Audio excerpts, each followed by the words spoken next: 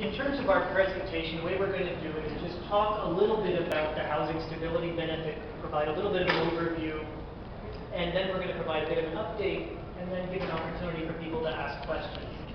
I'd like to start off by saying that I really do appreciate the opportunity to be here to talk about the housing stability benefit.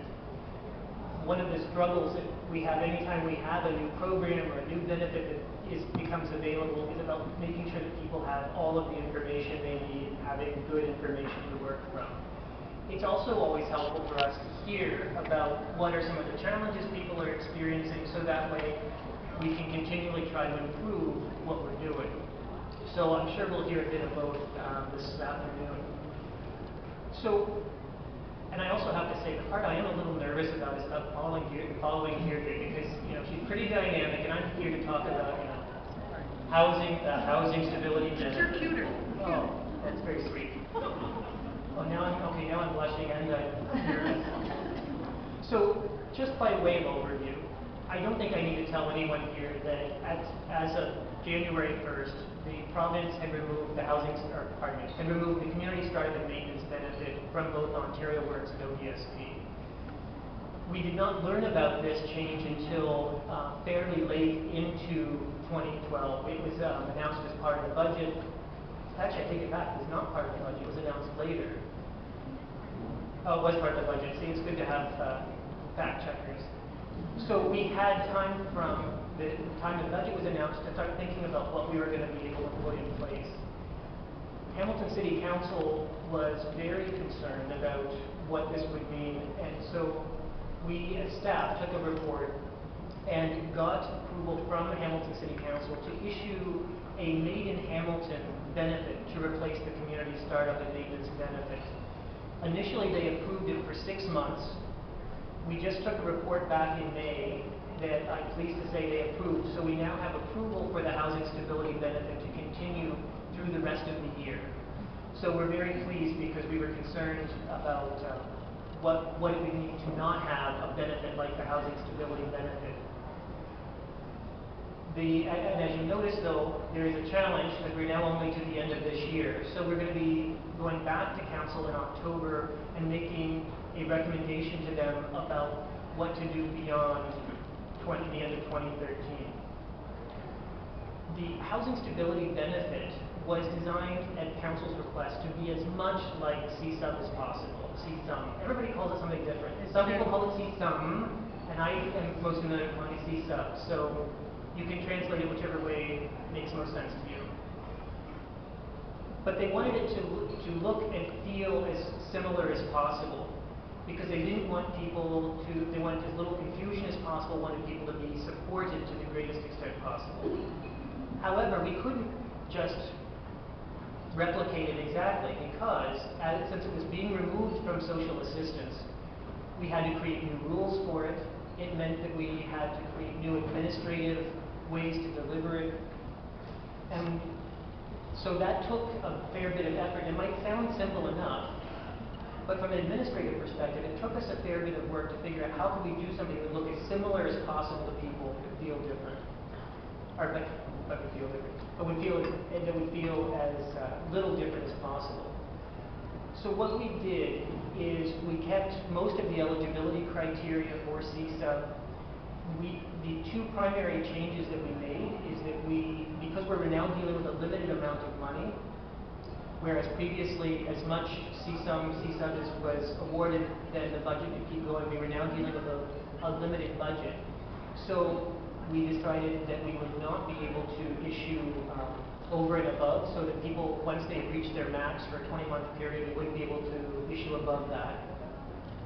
The other thing was, because each community is now making their own decisions about whether to offer a benefit like the housing stability benefit, or what level to offer the benefit for, what things to offer, that we were a little bit concerned about how that would affect the fact that we were offering something would affect other communities. So what we said is that we would not be issuing housing stability benefit for startup costs in another community, except in situations of health and safety. So we're considering those exceptional circumstances. So a victim of violence who needs to relocate to another community, we would support startup costs. But somebody, just somebody who just feels like they might have a better start somewhere else, we wouldn't be supporting the startup process.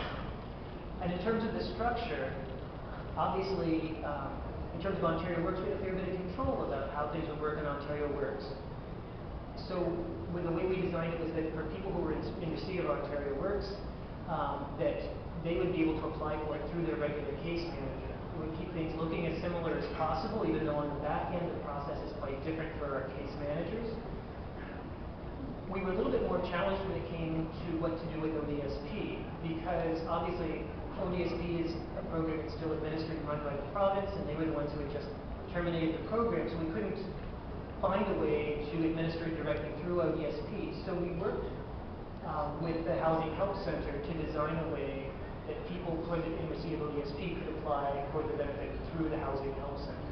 We chose Housing Help Center because they had a long history with us already around delivering the rent bank, delivering other programs around that support housing stability. And we saw it as an opportunity because if people are going through the front door, they're making a phone call about the housing stability benefit, it was a chance to connect around other types of support that the Housing Help Center could offer. The other way in which people can apply for the housing stability benefit is through, if they're in an emergency shelter, then they can apply, whether they're in receipt of OW or ODSP, through the OW worker who is attached to that shelter. So that way, again, it tries to reduce barriers as much as possible, make it as easy as possible for people. So before I turn it over to my colleagues, if they want to make any comments or questions, I guess I just want to acknowledge a few things. I want to acknowledge that this has been a lot of work on a lot of people's parts. There's a big change, and so I think it's been fantastic to have the support from City Council that they were willing to authorize the program and fund it. That Ontario Works, ODSP, Housing Help Center, and many other community agencies have been able to work together to make sure people have information, that they have as much access as possible to the program. So I think that's one thing I really want to acknowledge. People came together and worked through something that was fairly complex to try to make something work as well as possible. The other thing I want to acknowledge is that over the past almost 6 months, we've received some feedback about how things have gone with the housing stability benefits. And some of the most common things that we've heard is that there is a concern about the fact that we don't provide over and above, or that that people are only eligible for the maximum within the 24-month period.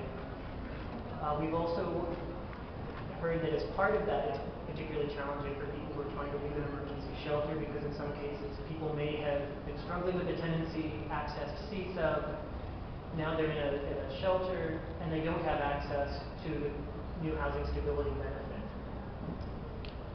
And so we've heard that kind of feedback. We've heard feedback around some challenges about communication. Sometimes, even though it seems quite clear to us, we realize that it's maybe not clear to everyone about who do you talk to about applying.